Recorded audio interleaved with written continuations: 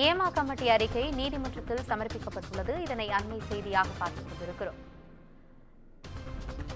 நீதிபதி ஏமா கமிட்டியின் முழு அறிக்கையை கேரள உயர்நீதிமன்றத்தில் சமர்ப்பித்தது மாநில அரசு.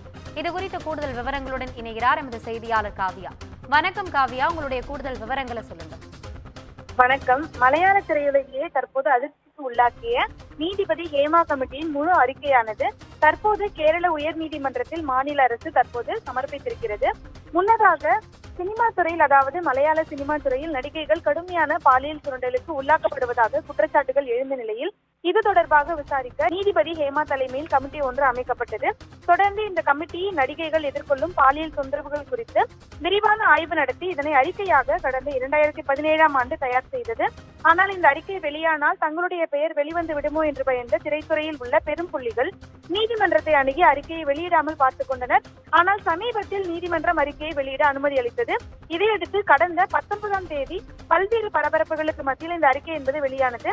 இதில் நடிகைகள் சினிமாவில் நடிக்க தொடர்ந்து பாலியல் வன்கொடுமைக்கு உள்ளாக்கப்படுவதாகவும், குறிப்பாக நிர்வாணமாக நடிக்க கட்டாயப்படுத்தப்படுவதாகவும் அந்த அறிக்கையானது அதிர்ச்சி தகவல்களை வெளியிட்டிருந்தது. வீரபட்சத்தில் அவர்கள் மிரட்டப்பட்டு இந்த சினிமா துறையிலிருந்து விரட்டியடிக்கப்படுவதாகவும் கமிட்டி அறிக்கையில் தெரிவிக்கப்பட்டிருந்தது. இதனையடுத்து பல்வேறு நடிகைகள் தாங்கள் எதிர்கொண்ட கசப்பான சம்பவங்கள் குறித்து வெளிப்படையாக பேசத் தொடங்கினர். குறிப்பாக நடிகை ரேவதி சம்பத் மலையாள நடிகர்கள் சங்கத்தின் பொதுச் செயலாளராக இருந்த சித்திக் தனக்கு பாலியல் தொல்லை கொடுத்ததாக கூறியிருந்தார். தொடர்ந்து சமீபத்தில் நிதின் பாலி மீது பாலியல் குற்றச்சாட்டு என்பதும் எழுந்திருந்தது குறிப்பிடத்தக்கது.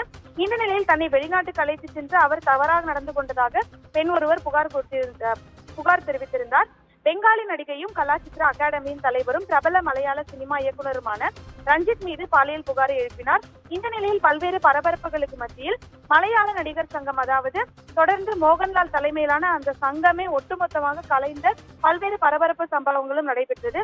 இது தொடர்பாக முக்கிய தலைவர்கள் அதாவது முக்கிய நடிகர்கள் யாரும் வாய் திறக்காத நிலையில் இந்த புகார்கள் வந்த வண்ணம் இருக்கின்றனர். இந்த நிலையில்தான் தற்போது இந்த ஹேமா கமிட்டி அறிக்கை தொடர்பான வழக்குகளை பரிசீலிக்கும் கேரள உயர்நீதிமன்றத்தில் சிறப்பு விசாரணை அமர்வில் இந்த விசாரணை என்பது தொடங்கப்பட்டிருக்கிறது.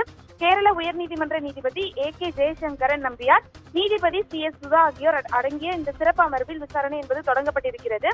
ஏற்கனவே சுமார் 170 பக்கங்கள் கொண்ட அறிக்கை தாக்கல் செய்யப்பட்டிருந்த நிலையில் தற்போது 233 பக்கங்கள் கொண்ட முழு அறிக்கையானது தாக்கல் செய்யப்பட்டிருக்கிறது. இந்த முழு அறிக்கை சீலிடப்பட்ட கவரில் வைத்து கேரள உயர்நீதிமன்றத்தில் மாநில அரசானது சமர்ப்பித்திருக்கிறது.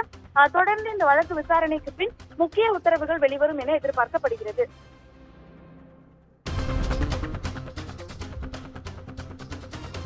உங்களுடைய விவரங்களுக்கு நன்றி காவியா.